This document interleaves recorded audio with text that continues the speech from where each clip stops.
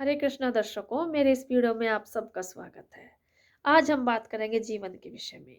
ये सुंदर सा जीवन ईश्वर ने आपको हमें हम सबको दिया है और इस जीवन का जो लक्ष्य है वो भी भगवान ने हम सबको दिया है। कुछ लक्ष्य हम अपने आप बना लेते हैं, कुछ हमारे माता-पिता हमें बता देते हैं और कुछ भगवान ने हमारे लिए निर्धारित करके भेजा है। इन सब लक्ष्यों को पूरा करने में हमारी यह जीवन यात्रा धीरे-धीरे आगे बढ़ती रहती है। जैसे कि हमारे माता-पिता चाहते हैं हम डॉक्टर बने, हम इंजीनियर बने, हम एडवोकेट बने, हम बहुत बड़े बिज़नेसमैन बने।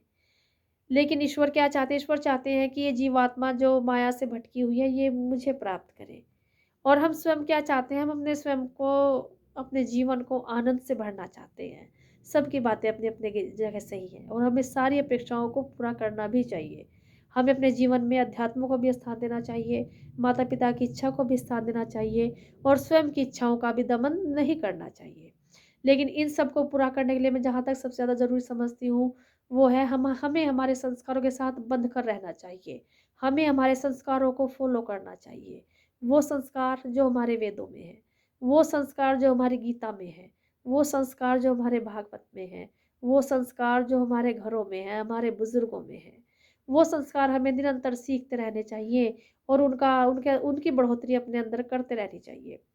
इसके बाद फिर हमें समाज के प्रति अपने दायित्वों का निर्वाह करना चाहिए, हमें सफलता भी अर्जित करनी चाहिए और हमें धैर्यपूर्वक धीरे-धीरे अपनी जीवन यात्रा को पूर्ण करते रहना चाहिए। यह जीवन यात्रा एक अविरल चलने वाली धारा होती है। ये जीवन, इसके बाद फिर दूसरा जन्म, क्योंकि मुक्ति तो बड़ी मुश्किल से मिल पाती है। मुक्ति की अभिलाषा भी हमें नहीं होती, हमें तो ईश्वर की सेवा की अभिलाषा होती है, जो कि उससे भी ज़्यादा दुर्लभ होती है। लेकिन यहाँ हम बात करेंगे केवल मृत्यु तक की। मनुष्य मृत्यु तक जाने के लिए इतने सारे कर्म करता है, इतने सारे फलों को भोगता है, इतने सारे कष्ट उठाता है। लेकिन अगर वो थोड़ी अपनी मानसिकता बदले, जीवन को एक उत्सव के तरीके से जिए, तो उसे ये जीवन बोझ नहीं दिखाई देगा, उसे इसमें आनंद आने लगेगा। देखिए, कष्ट तो निश्चित हैं। किसी का भी जीवन बिना कष्टों के निर्वाह नहीं हो सकता। कष्ट, परेशानी ये चीज़ें तो चलती रहती हैं, लेकिन हमें इनसे भयभीत नहीं होना चाहिए। हमें सदैव एक सोल्जर की भाँति इनका सामना कर कर अपने जीवन को उत्साहित और आनंदित तरीके से जीना चाहिए। अगर हमारे जीवन में उत्साह और आनंद की मात्रा अधिक होगी, तो हर परेशानी, हर दुःख उसके सामने बहुत ही छोटा प्रतीत होगा। याद रखिए, जिसकी मस्ती ज़िंदा है, उसकी हस्ती ज़िंदा है, वरना वो ज़बरदस्ती ज़िंदा है। इसलिए अपने जीवन को मस्ती में बनाए रखिए। दुःख भी झेलिए तो मस्ती-मस्ती में, कष्ट भी झेल जाइए तो मस्ती-मस्ती में। रोकर, धोकर, दुखी होकर इस जीवन को बोझ में मत बनाइए। इस जीवन का आनंद समाप्त मत कीजिए। पता नहीं ईश्वर ने अगले कदम पर हमारे लिए कितना अच्छा सोचा होगा, कितना अच्छा उसने हमारे के लिए करके रखा होगा। और एक बात और, हम सुबह उठकर ईश्वर से बहुत कुछ माँगते हैं। हम कहते हैं भगवान ऐसा हो जाए, कृष्ण ऐसा हो जाए, हमें ये मिल जाए, हमें ये मिल जाए, ये मिल जाए। जहाँ तक मैं समझती हूँ कि जितना डिपॉज़िट हम करके आए हैं, जैसे कर्म हमारे डिपॉज़िट हो चुके हैं, उन्हीं के अकॉर्डिंग हमें यहाँ सुख और दुःख प्राप्त होने हैं। फिर हम ईश्वर को क्यों नहीं माँगते? कृष्ण से कृष्ण को माँगिए। उसी में हम अपने जीवन को सार्थक कर पाएँगे। क्योंकि ईश्वर से ईश्वर को माँगेंगे तो जो ईश्वर तो संपूर्ण है, उनके पास तो सब कुछ है, हमें सब कुछ स्वतः ही मिल जाता है। अब बात आती है कि जीवन को आनंदमय कैसे बनाएँ? देखिए, इसके लिए आनंद की परिभाषा सबके लिए अलग-अलग होती है। किसी को किसी कार्य में आनंद आता है, तो किसी को किसी कार्य में आनंद आता है।